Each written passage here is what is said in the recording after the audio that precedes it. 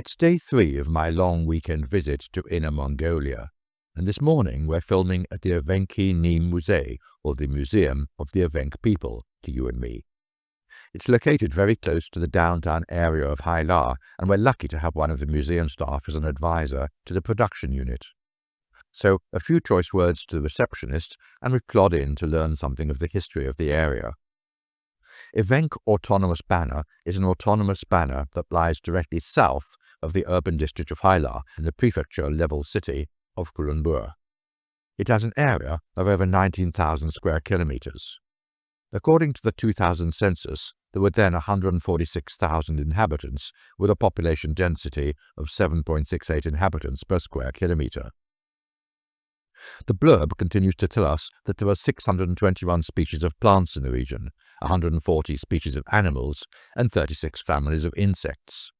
Ewengki Autonomy Banner is entitled As a Paradise, it ends triumphantly, as I mull over how much more of a paradise it might be if there were fewer of those damned insects intent on chewing us all to bits. One of the staff is assigned to explain everything to us in microscopic detail. One suspects that she has been trained to recite in word-perfect order. Nothing, it seems, will detract her from telling us about every exhibit, even when she probably guesses that this foreigner smiling silently in front of her understands not one single word of what she is talking about. But she's so eager to impart her knowledge to us that it would be invidious to try to get her to stop. She's actually doing a very good job. The Evenks are a Tungusic people of northern Asia. In China, the Evenki form one of the 56 ethnic groups officially recognized by the PRC. They numbered about 70,000 in the early 21st century. A few thousand live in Mongolia, and the remainder are almost equally divided between Russia and China. We pass a hollowed-out tree trunk that had been a boat once upon a time in its short existence. There were tools and loads of other bits and pieces on display too. I love the mats made of reindeer fur. And as for snazzy boots, hey, Mr. Santa Claus, if I'm a good boy for the rest of the year, can you guess what I'd like for Christmas? This is the first time I've seen metal seals using the local ethnic script, while land title documents are written in both Chinese and Mongolian. And if you thought that the crossbow had been invented in Europe, then think again. There's a local crossbow, and we're told that its provenance goes back well over 1,000 years in this region. The banners, or regions, of Inner Mongolia got their name from the banners that were typically used to show who the top guys were. There were always 2 banner holders who travelled with Mr. Big wherever he went, so everyone would know whom it would be unwise to upset. This museum covers every aspect of the history of the Evenks.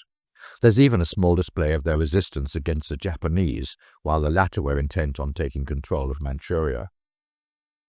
In the Natural Hall, there are a number of tableaus showing off the living conditions and wild animals to be found in the region. Reindeers were used to pull the sleds. The Evenki people did not eat their domesticated reindeer, although they did hunt and eat wild reindeer, but kept them for milk. Naturally, there were displays of all kinds of clothing they wore, as well as a display of a family in front of a mini yurt. The Evenki made teepee-like dwellings out of a variety of natural materials, such as bark or hides. They were very conscientious about what they consumed, and would keep and move the same dwelling as long as they could. Their culture greatly values the lives of animals, and they never kill without honoring the sacrificed life.